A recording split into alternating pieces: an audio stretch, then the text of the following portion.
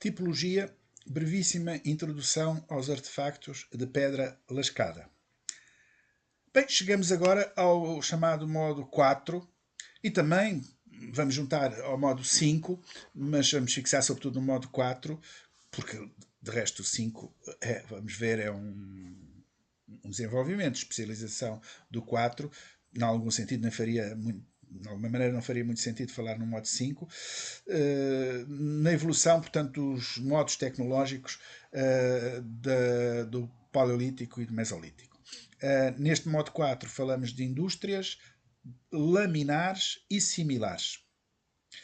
Em termos de terminologia de André Leroy-Gourhan, falaríamos do modo neantropiano, próprio do Homo sapiens sapiens e, portanto, em termos de evolução europeia, histórica europeia, do Paleolítico superior. Vamos hoje percorrer a definição, a amplitude cronológica e espacial, os métodos de estudo e depois os principais tipos, sobre tudo isto, os principais tipos de utensílios que obtidos neste contexto de esquema tecnológico chamado modo 4. Os buris, as raspadeiras, as armaduras perfurantes, designadamente as facas de dorso, os dorsos, os micrólitos também, etc. Em primeiro lugar, mesmo repetindo algo que também já disse numa outra série destas minhas reflexões, que é da introdução geral aos temas de pré-história, da revolução do Paleolítico Superior. Porque este modo, no fundo, faz parte deste conceito de revolução do Paleolítico Superior.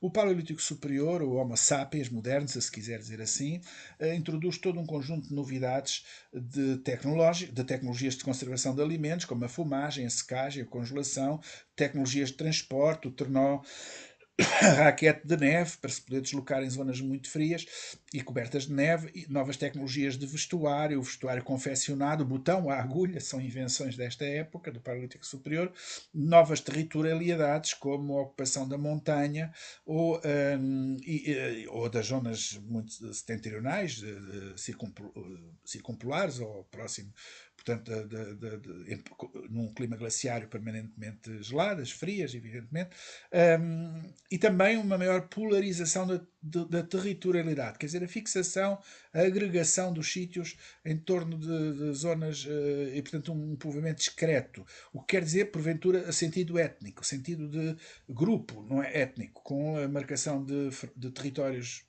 quase vazios, nunca é vazio completo, mas entre uma zona e outra e outra. Também,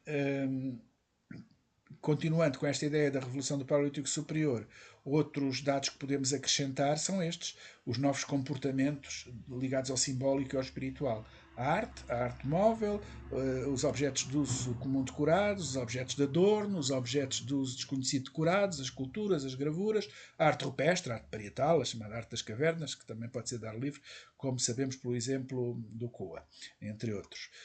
E depois as novas tecnologias líticas, que é disso que nos interessa hoje mais falar. E entre elas, ao nível conceptual, ao nível, digamos, da revolução que vinhamos a ver com as características anteriores, a da exploração volumétrica dos núcleos, dando origem ao conceito de núcleo prismático. Depois, o fabrico em série e standardizado, suportes, as lâminas, depois os utensílios que daí decorrem, que já falei antes, raspadeiras, buris, furadores, o fabrico em série, a padronização e a especialização. Também a ideia dos utensílios múltiplos e dos utensílios compósitos. Não é que existam desde o início do Paleolítico Superior que seja muito explorado isto, designadamente utensílios múltiplos e compósitos são particularmente relevantes no final do período, no final do Paleolítico Superior, e vão ser depois no Mesolítico. Mas, enfim, fazem parte deste pacote. A microlitização e a geometrização, ideias com que eu terminarei a sessão 2, precisamente. Também há as novas tecnologias de caça e de pesca, com instrumentos novos, ferramentas novas, como feitas a partir do osso, o propulsor, a zagaia, o arpão. E aqui temos alguns exemplos para ilustrar inicialmente esta aproximação ao tema, de lâminas e utensílios sobre lâmina. Neste caso, basta olhar para se perceber, são basicamente furadores. Em algum caso, é o caso de cima do lado direito, duplo até, um furador nas duas extremidades. feitos sobre lâmina, a maior parte, e aquele que eu referi como duplo, feito sobre lasca. Uh, e este é um elemento que também já não é a primeira vez que o apresento, que revela, digamos, quanto revolucionária foi este desenvolvimento tecnológicos da pedra lascada.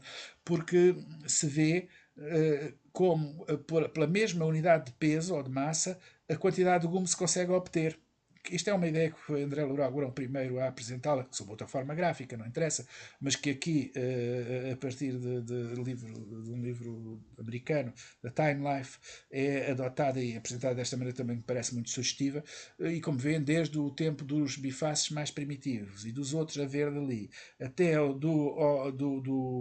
ali diz Homo erectus, mas, até ao Neandertal, a faca Neandertal, que é o que está ali a castanho, a passagem para o Cro-Magnon, para a faca Cro-Magnon, portanto Homo sapiens sapiens, é absolutamente extraordinária. Há uma mais do que duplicação da capacidade de obter gume a partir da mesma unidade de massa de matéria-prima. E, portanto, uma muito maior economia da matéria-prima, um fabrico em série. Certamente que o homem de sapiens tinha uma muito maior panóplia em termos de diversidade e quantidade de obtenção, de capacidade de obtenção de ferramentas, de utensílios, de caça, de pesca, do que fosse, do que todas as humanidades anteriores. Os instrumentos principais são estes três, já lá voltarei, não vou aqui dizer novamente, o buril, a raspadeira, a ponta, já voltaremos a falar nestes instrumentos. O buril para gravar, para incidir, para gravar, para fazer coisas que precisassem de risco e de traço de risco, de incisão forte, a raspadeira para raspar e a ponta para caçar, para pôr a ponta com o dorso, para pôr nas pontas de lanças. Talvez pela primeira vez houvesse o arco e flecha em alguns momentos e portanto a ponta para, como perfurante, como armadura, como perfurante. Outro tipo que falarei mais para o final da sessão são os micrólitos, designadamente este tipo, micrólitos geométricos, e depois as ferramentas que, não sendo de pedra lascada, são também muito importantes, são doce, designadamente esta, a mais importante de todas, o propulsor. Portanto, um instrumento, como se vê aqui no desenho do lado esquerdo, era colocado com um ganchinho, quer dizer, era feito de tal modo a ter uma parte que parecia gancho, na ponta, na extremidade da base da lança, o que permitia que a força braçal humana fosse desmultiplicada e em parte conduzida na própria direção da lança, permitindo assim alcançar muito mais longe. Aliás, o gráfico do lado direito mostra-o bem. Com o propulsor alcançam-se de 10 a 30 metros, quando antes com a lança simplesmente atirada à mão até 15 metros. E claro que o arco e flecha depois alcançar-se-á muito mais longe ainda, até 50 metros.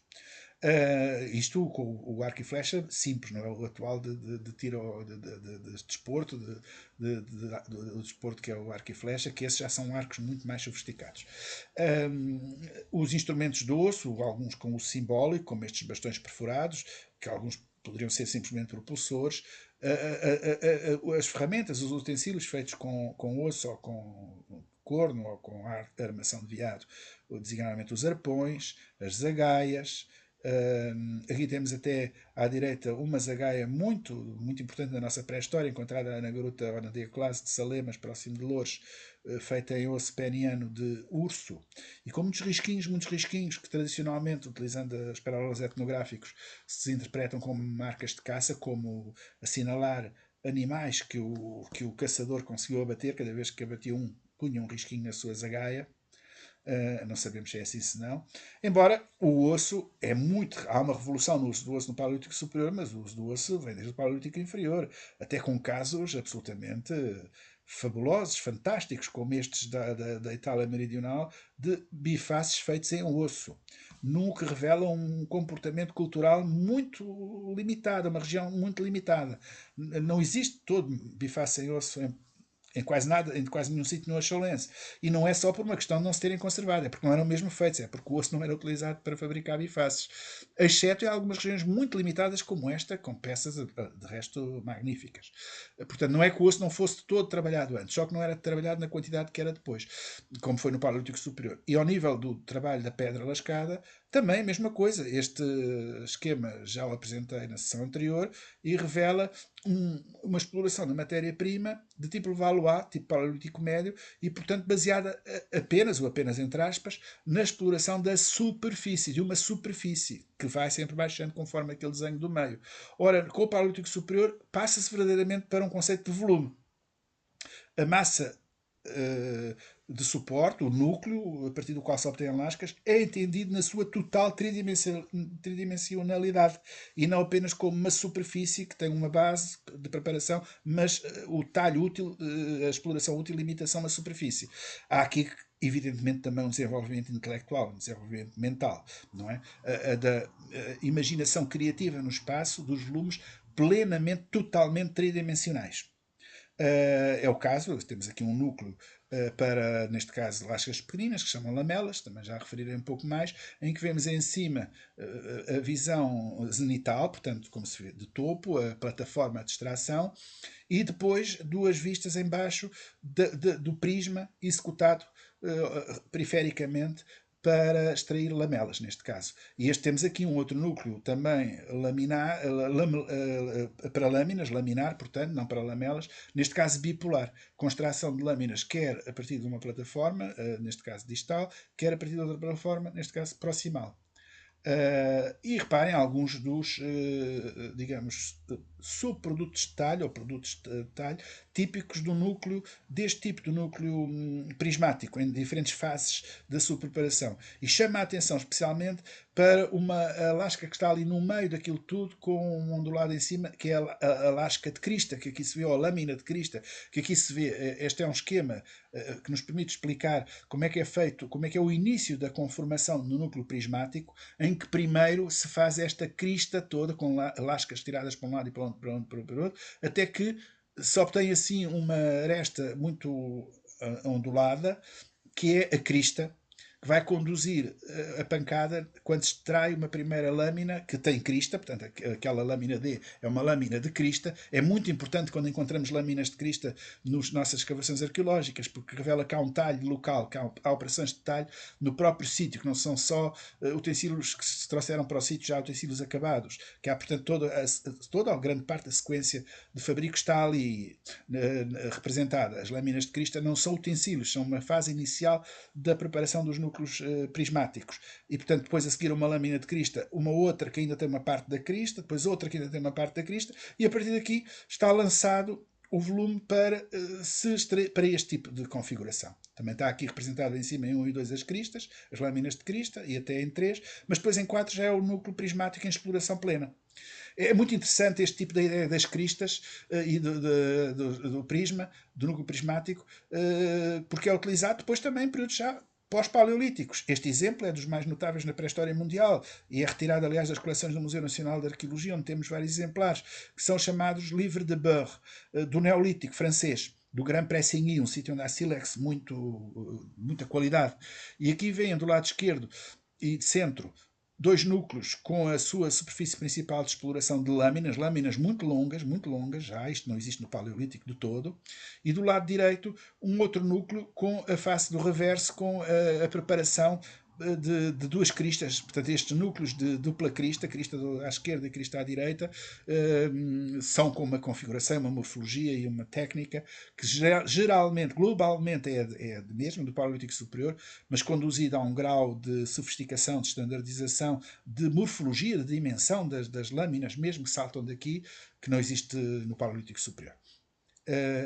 Estas indústrias são estudadas, já referi, volto a isso logo numa das primeiras sessões, a este gráfico cumulativo publicado em português naquela obra A Pré-História de Denise Salville Borges, e aqui temos a lista de tipos, a lista tipológica, a lista tipo, para os utensílios do Paleolítico Superior, concebida por Denise Salville Borges, como é semelhante ao que François Borges fez para o Paleolítico Médio, só que no caso dele ia até aos 60 e pouco, e aqui vai até ao 90 e pouco, 92, portanto, mais tipos, muito mais tipos de instrumentos.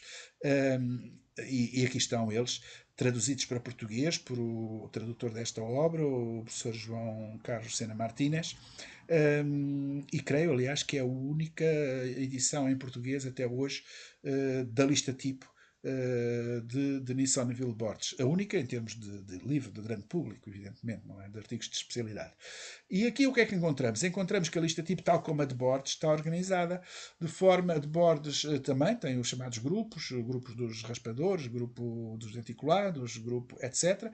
Aqui também tem, há uma certa lógica na organização da lista de tipos de François de Nisonville Borges, que é, em primeiro lugar, estão as raspadeiras, o grupo das raspadeiras, depois o grupo dos buris, depois o grupo das pontas, depois o grupo das lâminas, depois o grupo das pontas especiais, que são o caso das folhas de loureiro, por exemplo, depois os grupos de instrumentos que são mais comuns no Paleolítico Médio, desde logo o raspador. Aqui falamos é de raspadeiras, reparem, em espanhol é raspador, mas em português nós dizemos raspadeira, que corresponde ao francês grattoir, ao inglês hand scraper. E, portanto, no caso do Paleolítico Médio, falamos nós de raspador, em espanhol raspadeira, e é aquele grupo ali do Paleolítico Médio. Depois o grupo dos geométricos, que é qualquer coisa tardio na evolução do Paleolítico Superior e depois vai ser central no Mesolítico. E das lamelas, o grupo das lamelas. Portanto, esta é a organização genérica da lista de tipos de Sonneville de Borges. Agora vejamos alguns destes tipos de utensílios. As raspadeiras, como disse, com este sentido, igual a grattoir em francês, a raspadora em espanhol e a hand scraper em inglês. É um instrumento, como é que se define?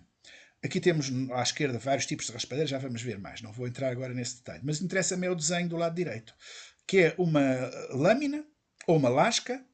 As raspadeiras podem ser feitas sobre lâminas, diria que é o mais comum, uma vez estamos a falar de uma tecnologia laminar, ou sobre lascas. O que importa é que tenham, numa determinada zona da lâmina ou da lasca, se for uma lâmina frequentemente numa das extremidades, um retoque especial, fino, denso, que define aquilo que nós chamamos uma frente de raspadeira. Sem este retoque não há raspadeira, haveria uma lâmina só, mas não o utensílio. Portanto, a frente de raspadeira. E como disse, a raspadeira, aqui está o desenho ainda da mesma situação, melhor até, nós vimos no segundo desenho, ao contrário da esquerda, a frente de raspadeira, muito bem ali desenhada na ponta. Vimos no primeiro desenho, que é uma vista lateral, um perfil lateral, o desenho em cima, naquele A e C, a frente de raspadeira. Depois, no terceiro desenho, com a letra B, é a face de lascagem, bruta, sem nenhum tipo de retoque, e volta depois no último perfil a ser a frente da raspadeira com o ângulo de raspadeira ali indicado. Continuamos a ver raspadeiras de diferentes tipos. Bom, a diversidade das raspadeiras, viram aquela lista de tipos, não é? Que de Sonneville Borges e outros podiam acrescentar, é bastante grande, não é? As raspadeiras podem ser raspadeiras em extremidade, como está ali, de lâmina ou de lasca, podem ser com frentes de raspadeira bem individualizadas, como está aqui em E e F, e era, como aqui o desenho indica, um instrumento para raspar, tipo, vamos chamar plaina. A frente raspadeira podia ser mais ou menos robusta, chegando mesmo, em algum caso, a ser mesmo uma plaina forte, noutros casos mais delgado, mais fino, para trabalhos de raspagem mais fina. Poderia também ser usada encabada, como aqui está explicado, ou não. Em muitos casos, certamente que a raspadeira seria utilizada, porque não dava jeito nenhum estar a fazer trabalhos fortes de raspagem com a lasquinha ou a lâmina na mão, simplesmente. De uma das obras que eu já aqui referi nestas sessões, que é os tipos de utensílios do Paleolítico Superior da Europa, do Demars e de Laurent como desenhador, temos um inventário à altura, à data, dos principais tipos de utensílios do Paleolítico Superior na Europa, com os mapas de distribuição, onde é que se encontram. Bom, este é um. Ao acaso, retirarei algumas imagens. Este, por exemplo, é um tipo de raspador especial, que é perdão, é um tipo de raspadeira especial, a raspadeira do abrigo Caminada, em França. Pronto, como se vê, são pequeninas, com a frente de raspadeira também pequenina, arqueada, muito convexa, numa das extremidades.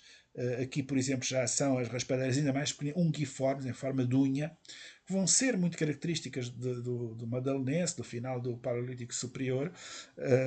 Aqui são as raspadeiras carenadas, as mais robustas, não é?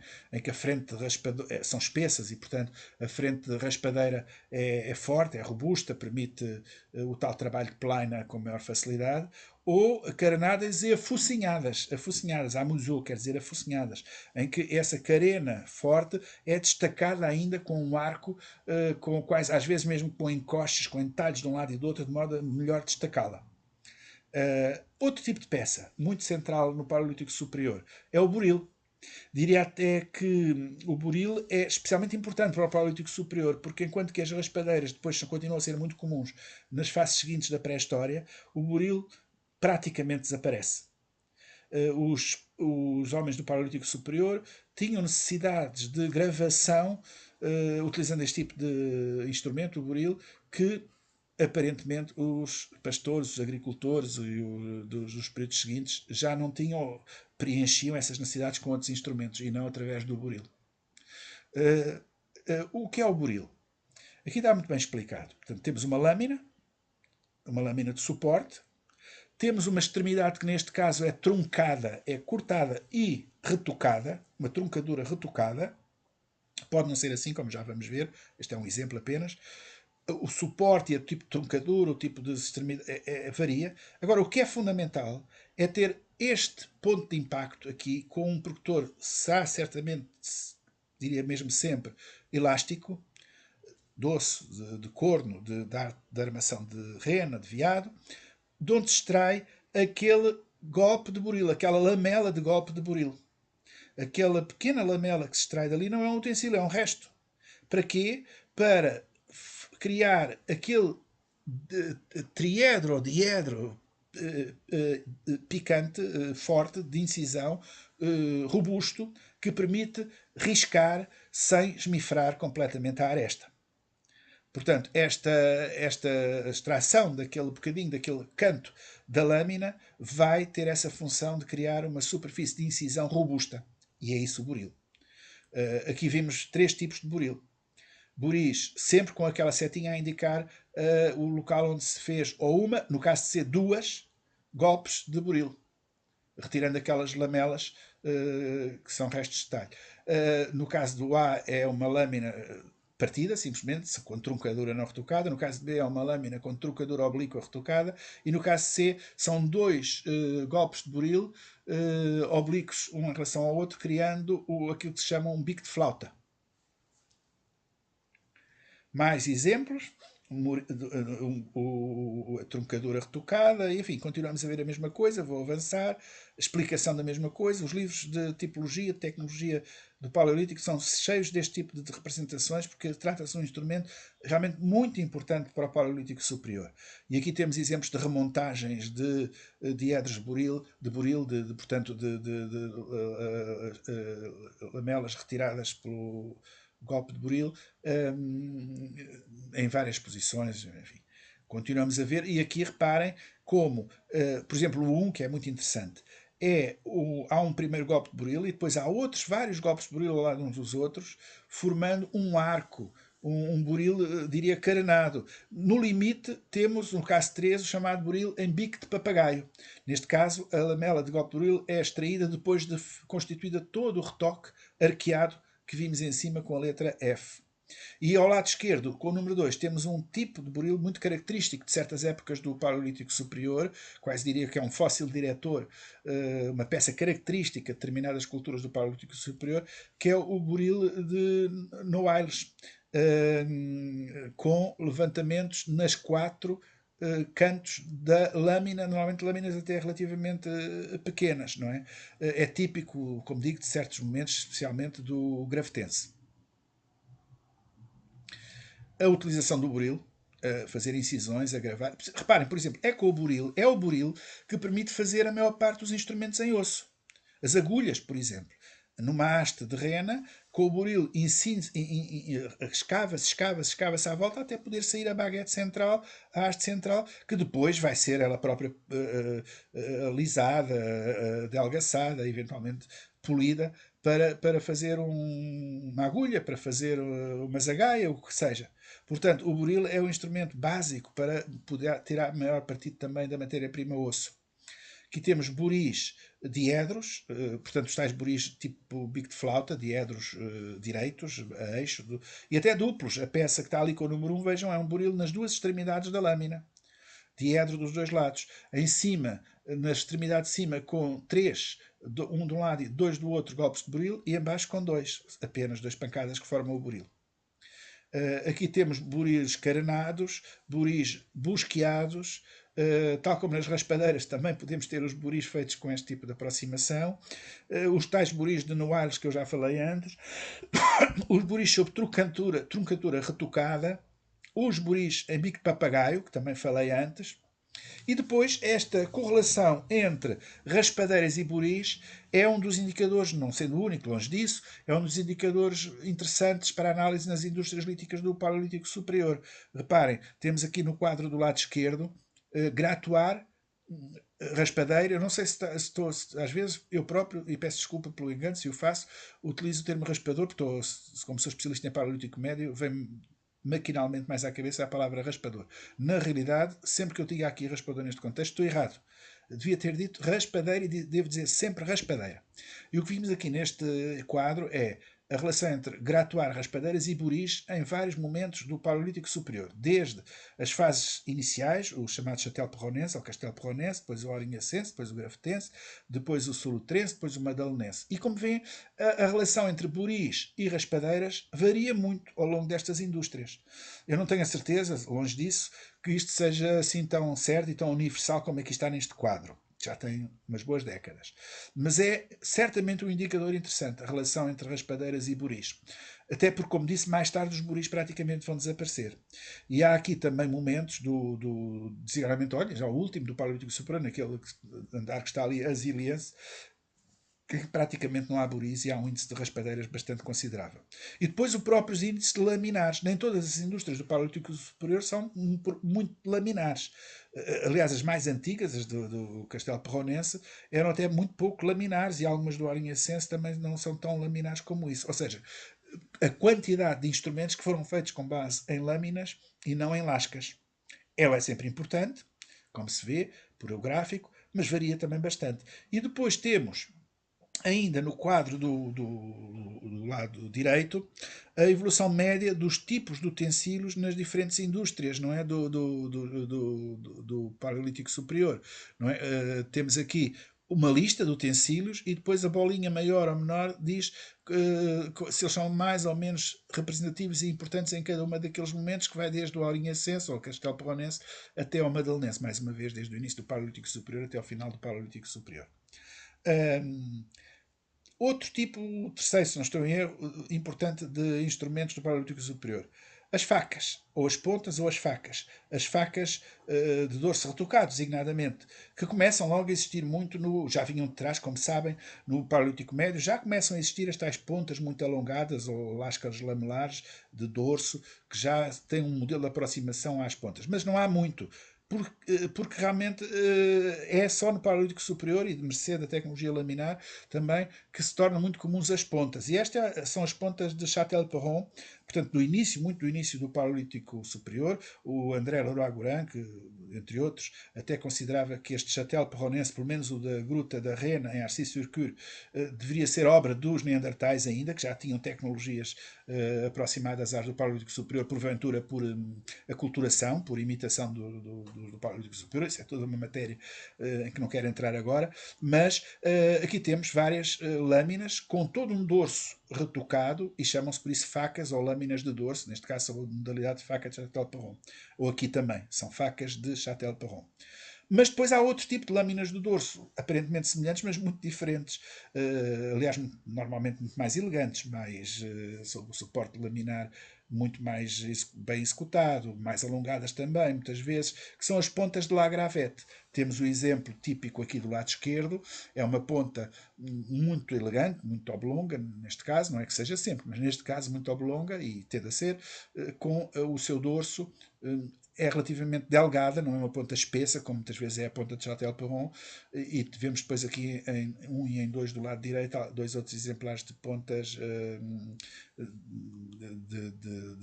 de gravetes. E aqui toda esta é uma página de gravetes, de pontas de la gravette. E como vêem, há peças magníficas, muitos guias, muito, como esta número 5, muito longa e muito. Já com um conceito de standardização de fabrico em série muito, muito significativo. Depois há pontas especiais, como estas, que são as pontas de Casal Felipe, definidas, individualizadas, definidas, assim chamadas em Portugal por o João Zilhão, que são também deste mundo, deste universo, mas têm até uma assinatura tipológica, no sentido morfológico, tradicional, mais forte. São peças realmente de uma grande personalidade tipológica. Vejam que são mais ou menos simétricas, ou totalmente simétricas, ou mais ou menos simétricas, pontas sobre lâmina com retoque bilateral convergindo para uma ponta aguda, um ápice agudo bastante significativo. E depois há o contrário de tudo isto, que são pontas, mas pontas de retoque invasor, cobrinte, que, portanto, preenche a totalidade das superfícies, que são as típicas pontas de salgueiro, as pontas de loureiro, de que aqui vimos exemplares. Por exemplo, aquele 9, uma magnífica ponta de loureiro, com o retoque invasor, bilateral de um lado e do outro, mas cobrindo completamente, neste caso vemos é o anverso da peça, se olhássemos ao contrário víamos o reverso, a mesma coisa. Há ali outras peças, furadores, raspadeiras duplas até, aquela número 6, mas aqui vimos uma página à esquerda de pontas em forma de folha de loureiro e à direita em forma de folha de salgueiro, pelo menos aquela número 1 do lado esquerdo. Quando se diz folha de loureiro ou folha de salgueiro, compreenda-se. São pontas de lança com a forma destas folhas destas árvores. Às vezes, como aquela 6, com base côncava, outras vezes sem base côncava, no caso das folhas de loureiro. E aqui estão exemplares, já com diferentes tipos de utensílios, de diferentes solutrenses. Como sabem, as folhas de loureiro, as folhas de salgueiro, as pontas foliáceas, são típicas na Europa Ocidental do período solutrense.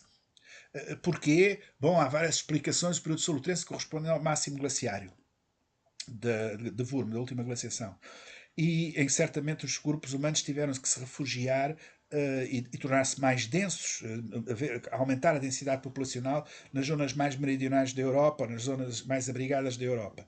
E, porventura, essa maior densidade populacional, sempre dentro de limites baixos, mas maior densidade populacional, teria porventura conduzido a competição mais intensa, dizem alguns autores, entre os grupos, e de modo que as armas de caça se tornaram mais sofisticadas, mais elaboradas.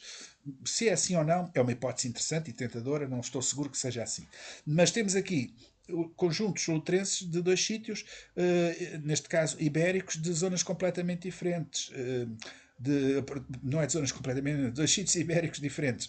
Perdão, aliás, estou a olhar agora para a legenda, do mesmo sítio, que é Parpalló, a gruta de Parpalló, em Valência, no sul de Espanha, onde uma das características particulares deste sultrense do sul de Espanha são aquelas pontas de que vemos ali no desenho do lado direito, em cima e também do lado direito, aquela ponta que chama-se de pedúnculo, porque tem aquele pedúnculo central, e aletas, aquelas duas, digamos, derivações na base do triângulo da ponta, aquelas duas excrescências, que são as aletas da ponta. Estas pontas de pedúnculo e aletas, mas há mais ali ao lado, são típicas do solutrense meridional ibérico. Continuamos a ver mais pontas de solutrenses, neste caso acrã, quer dizer pontas de pedúnculo lateral, o pedúnculo não é central, mas é lateral, e neste caso depois, as pontas de tipo mediterrâneo, como veem, não têm nada daquele retoque invasor típico do solutrense. Aqui temos pontas de pedúnculo e aletas, as tais pontas do solutrense mediterrâneo, e é muito curioso que estas pontas do solutrense mediterrâneo encontram-se até Portugal. Elas são especialmente típicas do Levante espanhol, mas encontram-se até, estendem-se geograficamente até Portugal. Estas são, aqui estão desenhadas comparativamente umas de Parpalló e outras da Extremadura, num quadro feito por João Zilhão, que fez o estudo destas pontas, lá e cá, e até estudou na perspectiva da sua, digamos, morfologia e capacidade de penetração, de tiro, na fratura na ponta, como ocorre. São mais desenhos de pontas solutrenses de tipo parpalhó, de nuclealetas, como tipicamente esta 3 aqui, de outros sítios, da Extremadura, Gruta de Salemas, ou até inclusivamente estas que também se encontram, que vêm na linha de baixo, figuradas em baixo, do sítio do Monte Afainha, que é próximo de Évora Monte, portanto no Alentejo.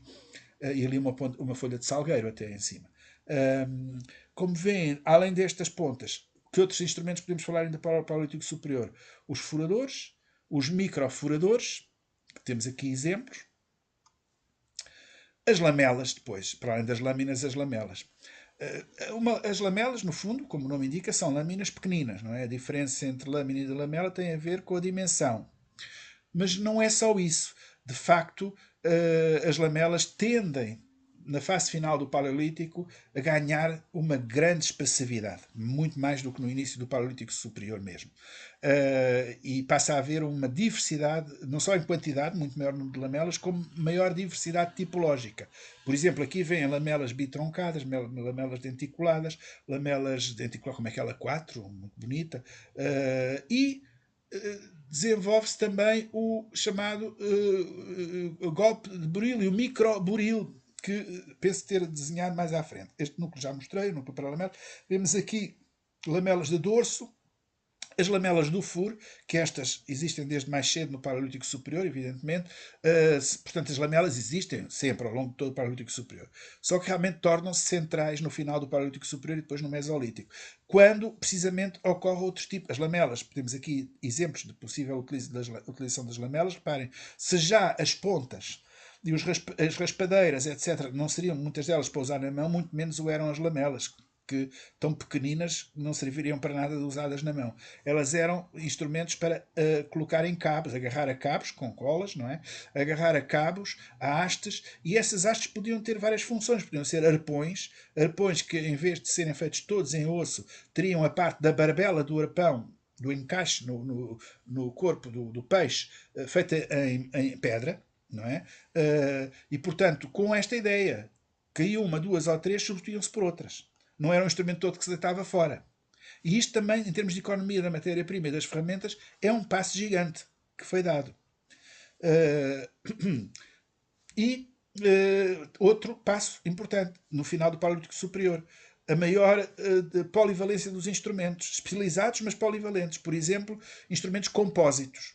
No mesmo instrumento, como é o caso aqui haver um buril diedro, direito, na extremidade distal, e uma raspadeira na extremidade proximal. Ou também no 2 a mesma coisa, mas ao contrário. Ou aqui nas figurinhas mais pequeninas, em cima uma raspadeira dupla, em baixo um furador estrelado, um furador com vários tipos de pontas perfurantes, que até podem ter dimensão diferente, é quase um jogo de chave de fendas com fendas diferentes, não é? Brincando um bocadinho. Portanto, esta ideia do compósito, do duplo, do instrumento modulável que se pode não deitar fora quando uma das suas partes destrói e portanto substitui-se. Tudo isto são passos de gigante que ocorrem no final do Paleolítico Superior e vão ser desenvolvidas sobretudo depois no Mesolítico. Aqui temos já, precisamente do Mesolítico ou Epipaleolítico, neste caso de Las Malaetas, também espanhol, instrumentos vários, raspadeiras, facas de dorso, e é um período mesolítico onde não é só microlitização, portanto os instrumentos micrólitos pequeninos que se desenvolvem. Não. Precisamente como é próprio de qualquer época mais evoluída, quanto mais evoluída for, mais diversidade de ferramentas temos. E obviamente que para certas funções, como martelar com violência, não era com micrólitos geométricos que se fazia isso. Neste caso, temos aqui um conjunto de picos asturienses, chamados assim porque existem muito nas Astúrias, embora eles depois existam ao longo do litoral da Galiza e de Português, no Minho. Aliás, alguns deles, uma subvariedade, chamam-se os picos ancorenses, porque foram descritos essas formas particulares na zona de Vila Praia de Âncora. E estes picos asturienses ou ancorenses, se quisermos chamar assim, aparentemente são instrumentos muito arcaicos, mas não são muito evoluídos, porque são muito especializados. Por exemplo, imagine-se para extrair percebes ou lapas em rochas do litoral. Portanto, tão evoluído é estes micrólitos como são aqueles picos. E no caso dos micrólitos, os micrólitos são basicamente dois tipos. Este tipo que estamos aqui a ver, o micrólito geométrico, que tendencialmente é reduzir as três formas típicas do geometrismo dos micrólitos. É a do triângulo, que vimos ali em 1, é a do trapézio, que vimos em baixo, e não está aqui, até porque a maior vai se desenvolver, já existe aqui nesta época, mas vai ser sobretudo muito importante no Neolítico, são os crescentes. Como é que se fazem micrólitos? Bom, isso também, estes segmentos que vimos aqui, como é que isto se faz? Isto também é uma evolução tecnológica muito importante, que é a chamada técnica do golpe de microburil. A lâmina ou a lamela de suporte para fazer o micrólito começa por se fazer uns pequenos chanfros ou entalhes na sua periferia, e a partir desses chanfros ou entalhes pode-se depois, com o golpe certo, retirar uns bocados, umas lamelas, segmentando obliquamente a lâmina ou a lamela em vários segmentos, portanto, e cada um destes segmentos depois é um micrólito. Estes micrólitos podem ser de formas bastante diferentes. Vemos aqui lâminas, lamelas, com os tais chanfros, ainda sem ter feito o golpe de buril, e depois já os próprios geométricos, neste caso é de La Cocina, que é um dos concheiros do Mesolítico do sul de Espanha, aqui ao lado, não é? Os micrólitos, como aqui se vê, os micrólitos, os elementos macrolíticos geométricos. Aqui também, reparem o 1, que é particularmente interessante para nós, que é o triângulo alongado de Muge, típico de Muge, e o 2 também, são, é uma designação, digamos, da tipologia universal do Mesolítico, que é o triângulo de Muge, porque foi especialmente encontrado e primeiro descrito este tipo de triângulo alongado e quase com o ápice do triângulo destacado, um bocadinho destacado, que é típico de Muge. E depois em baixo vimos vários trapézios de diferentes formas. Os trapézios depois podem ser objetos de uma classificação morfológica e das próprios retoques que tem ou não tem, cada um dos, sem fim, enfim, é um mundo sem fim, quase diria. Portanto, para sintetizar, para concluir, nós encontramos estas tendências da especialização, da standardização e da microlitização. E quando estamos neste domínio já dos micrólitos, sejam todos estes que eu referi, geométricos, sejam os laminares, microlaminares, que não têm forma geométrica, mas são obtidos a partir de lamelas, e são chamados micrólitos microlaminares, isto é um desenvolvimento, esta microlitização, dos suportes e dos núcleos e tudo o que está ligado à tecnologia que está ligada, do microburil, etc., daquilo que muitos autores chamam o estádio ou o modo 5. No fundo é um desenvolvimento do modo 4. Voltamos a ver os picos asturienses, das Astúrias, e reparem, talvez com esta imagem concluo, que estas peças são muito standardizadas, muito padronizadas e revelam um grau de especialização bastante avançado dos caçadores-recoletores da época pós-glaciária do Mesolítico. E este é que é o último slide, se não estou em erro. À esquerda um pico asturiense, à direita um biface. É claro que para a nossa estética, o nosso gosto estético, apreciamos melhor o biface. Certo, agora, e também é verdade que, se com certeza aquele biface, este biface que aqui está representado, teve mais trabalho implicado nele do que o pico que está do lado esquerdo. Só que em todas as épocas, todas da história da humanidade, não é a beleza estética que se procura. E não é o consumo de trabalho que se procura. Pelo contrário, é o menor esforço. É a lei do menor esforço. Claro que, quando é necessário, porque não há alternativas mentais, capacidades intelectuais e tecnológicas, para fazer um produto final que se pretende com menor esforço, faz com o esforço que é necessário. E tende-se para formas de estética, de uma geometria estética, de um design, como digo, funcional, que nos agrada a qualquer época. Agradava há 100 ou 200 mil anos ao Erectus, como agrada a nós, hoje, aquela forma que vimos ali do lado direito. Mas a do lado esquerdo, feita com 3 ou 4 pancadas, feita às 3 pancadas, podemos dizer, e com muito pouco esforço, era mais eficaz para aquele fim preciso de que ela era usada. Não era para os mesmos fins que era o biface. O biface era um faz-tudo, e o pico é um instrumento altamente especializado, provavelmente usado só em certas épocas do ano, quando o grupo ia ao litoral obter os recursos próprios daquela costa, como já disse, o Perceve, ou a Lapa, ou o marisqueio, portanto, da costa.